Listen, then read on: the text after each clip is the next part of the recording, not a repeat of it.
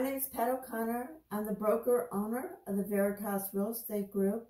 And today I want to give you 6 tips for buyers to minimize stress, particularly if you're a first-time home buyer and the whole process is unfamiliar to you. The first thing that you want to do, and you might want to do this a year in advance, is to check your credit score and your credit report. You can go to annualcreditreport.com. This is a site run by the government. You can get the report for free, but you have to pay extra to get your score.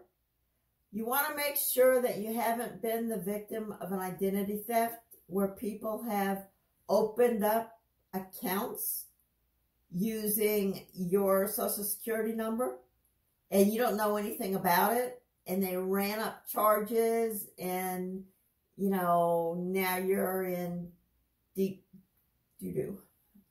So you want to check for that. If you dispute any of the delinquencies on the credit report, you need to act now.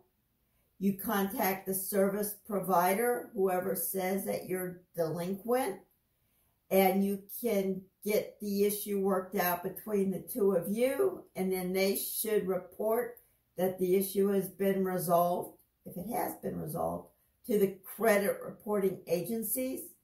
But all of this stuff can take time, so you want to do it quickly. If your score is low, say your score is lower than 650.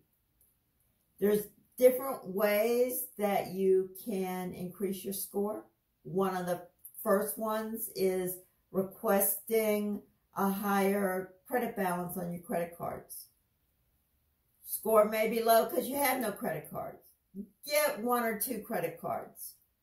Okay, you need something to build your credit. If you pay cash for absolutely everything, it's admirable, but it may not let you buy a house. You may not be able to get a mortgage, although some lenders may consider paying your utility bills on time as okay. But I would say get a couple of credit cards, maybe even 3 credit cards if you have none. Typically, lenders want to see 3 types of, credit being supplied to you, and that you use them, pay them in full on time. Maybe not a lot, but just use them so that you can build up your credit. Another way is if you have bills, outstanding bills, you can pay them off if you have the cash, and then that may improve your credit as well. Okay, so that was the first thing, was check your credit score. The second thing is talk to a loan officer. I know this has happened to people before because they don't know some of the qualifications for getting a loan. And one of the things is typically you have to be employed full-time for 2 years before you can get approved for a loan. You need a 2-year job history. Sometimes they'll take part-time. Sometimes they may take medical students because they figured, or interns. They have a good future ahead of them, so you may be able to get a loan. But if you don't fall into one of those categories, go to a loan officer. Your credit score may be too low for even an FHA loan. FHA loans have more fees than conventional loans, but conventional loans require a higher minimum credit score. And if all this is gobbledygook to you, I have created other videos talking about different types of loans, and your loan officer can explain the basics to you. So you can tell them that you're looking, maybe you want to buy in the next 6 months. You just want to get all your ducks in a row to make sure that you'll qualify. So try and maybe have him give a feel if everything stays the way it is, what your price range would be, the purchase price range for you. So you know you're not going to live in X neighborhood, but Y neighborhood may be an option. Or a single family home you might not be able to afford, but a townhouse or a condo is an option.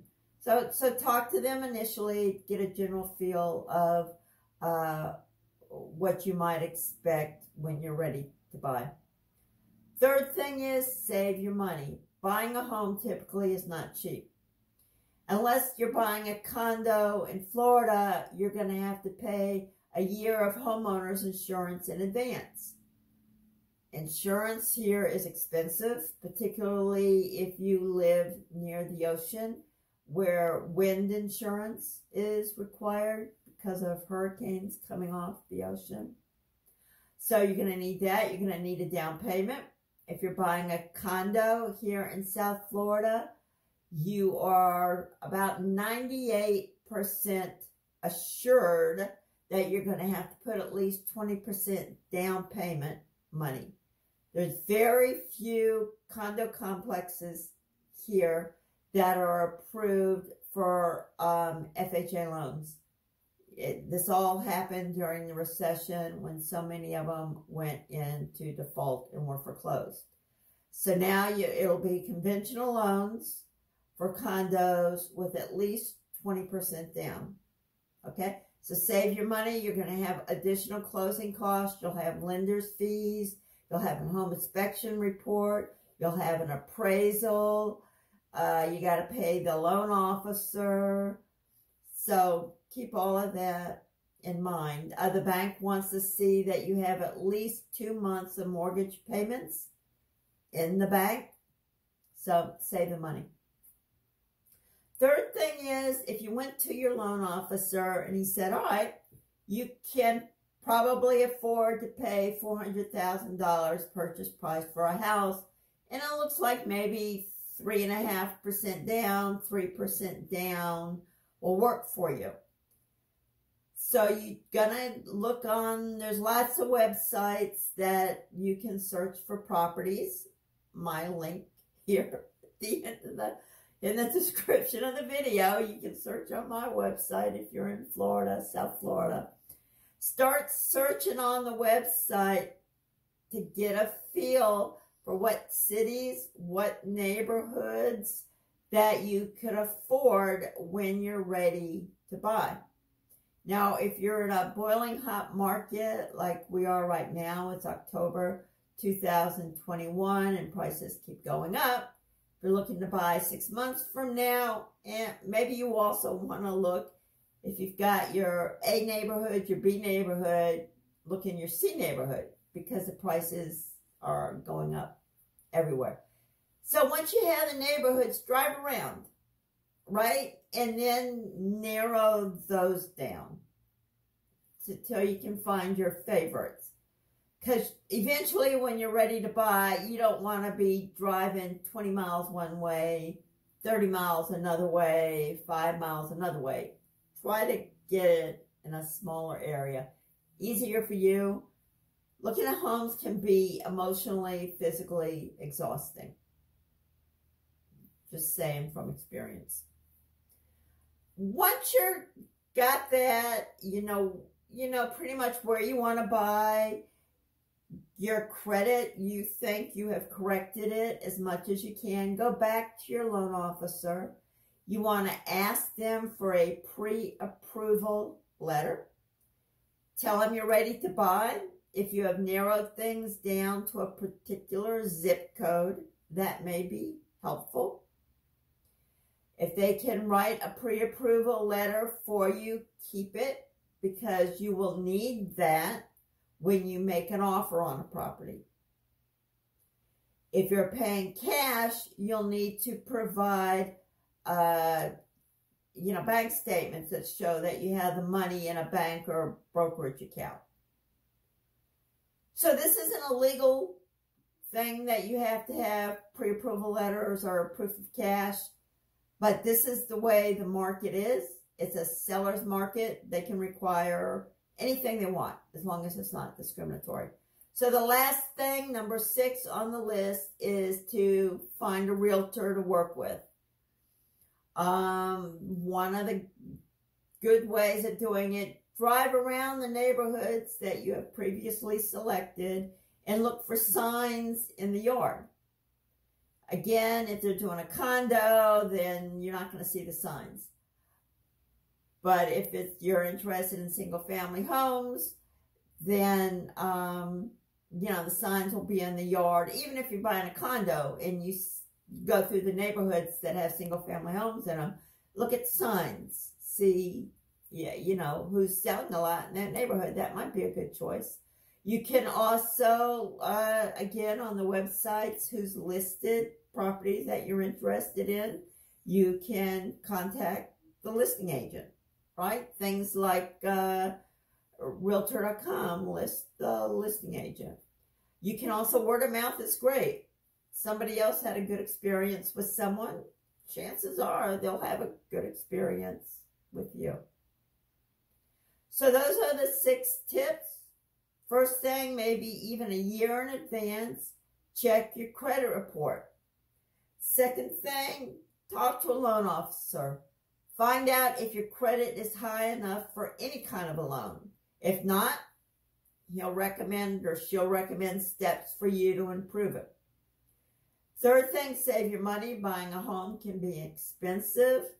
Fourth, narrow your search. You don't want to look across Tri-County area. Narrow it. You'll exhaust yourself. 5, go back to the loan officer. Ask for a pre-approval letter. Make sure that, you can have the funds. And by the way, once you get this pre-approval letter, don't go out and make any major purchases. Because the more debt you have, it's going to adversely affect your credit score. The 6th thing is contact a realtor. Find a house.